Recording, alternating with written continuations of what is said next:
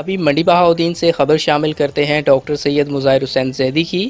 Corona crisis میں front line پر duty پر تعینات police جوانوں کے ساتھ ضلعی اور عسکری افسران کا اظہار یکجہتی۔ ڈی سی، ڈی پی او دیگر افسران نے ناکوں پر پولیس جوانوں کے ساتھ روزہ افطار کیا۔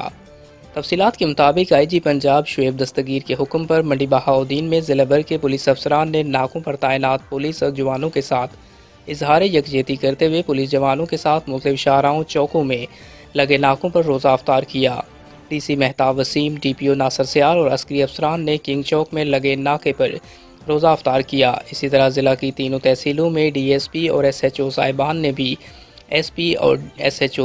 نے بھی اپنے اپنے سرکلز میں کورونا کرائسس کے پیش نظر لگائے گئے ناکوں پر ہی جوانوں کے ساتھ افطار کیا۔